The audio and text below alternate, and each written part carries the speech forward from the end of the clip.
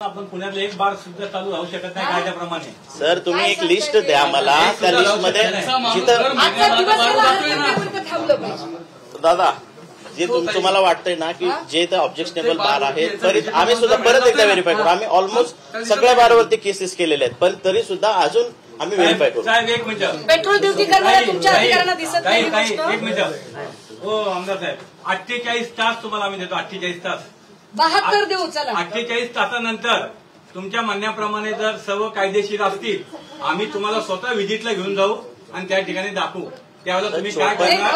आपण स्वतः बुलडोजर घेऊन जायचं. आमच्याकडे सर हे बघा सर, आम्ही आमच्याकडे पूर्ण शहराभरामध्ये जवळपास ABCD 4 डिव्हिजन आहेत आणि असे 6 पथकं आहेत आमच्याकडे.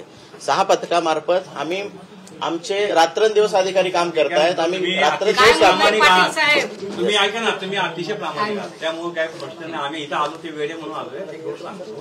तुम्ही प्रामाणिक आहात.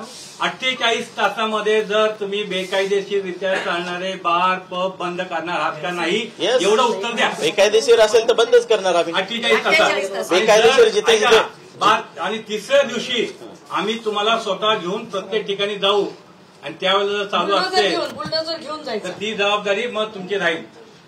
सर जिथे जिथे अवैध धंदे चालू आहे तिथे सगळीकडे कारवाई होईल. तुम्ही जिथे सांगताय ना अवैध तिथे कारवाई. ऐका ना राजपूत सर, तुम्ही कारवाई होईल म्हणताय ते उगाच बाबा आएंगे बकरा काटेंगे बड्डे हमको हड्ड्या तुमको करण्यात काही अर्थ नाही.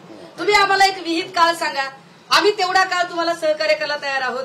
तो काळ संपल्यानंतर आम्ही स्वतः बुलडोजर घेऊन, सरकार बुलडोजरवाल्यांचं आहे, जरा काय झालं की बुलडोजर लावतात.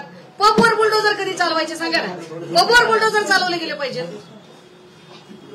महानगरपालिकेच्या टीमशी पण आम्ही बोलतो आणि जिथे जिथे अवैध आहेत तिथे बार तिथे त्याप्रमाणे ऍक्शन घेण्यासाठी त्यांनाही आम्ही आमची बैठक पण झालेली आहे.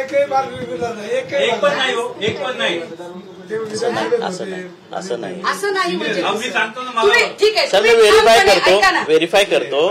राजपूत सर, माझं परत एकदा म्हणणं आहे, आता जेवढी यादी असेल ना, तुम्हाला काही एवढी काय ड्युटी करताय तुम्हाला माहिती आहे. तुम्ही मुखोद्गत अशी 25 नावं सांगा बाबा बारची की हे बार सगळं लिगल कायदेशीर आहे. आम्ही तुम्हाला त्याच्यात अजून काय बोलायचं? अहो सर, अभ्यास केल्याशिवाय नाही बोलतो आम्ही तेवढी माहिती असं काय करता. आणि तुम्ही त्याच्याही पुढे म्हणालात की आम्हाला आरोप चुकीचे आहेत. एवढी यादी आहेर वाचल्यासारखी जी यादी वाचली, याच्यात कित्येक ज्या कर्मचारी अधिकाऱ्यांचे नाव घेतले त्यांचे स्टिंग ऑपरेशन आणि व्हिडिओ आहेत, हप्ते देताना घेतानाचे, आर्थिक व्यवहार करतानाचे. काही तर असे नग आहेत की रोख पैसे घेण्याच्या फोन पेने घेतलेत. हे फार अगम्य आहे की त्यांनी फोन पेने पैसे घ्यावेत. व्हेरीफाय करू त्या बाबतीत पण व्हेरीफाय नाही, ऍक्शन पण घेऊ.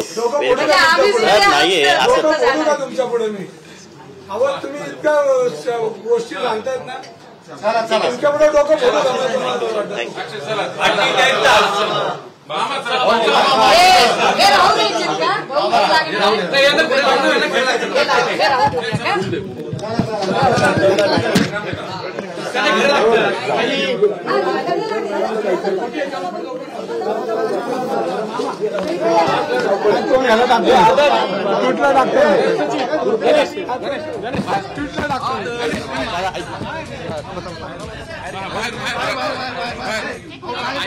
गणेश तिकडे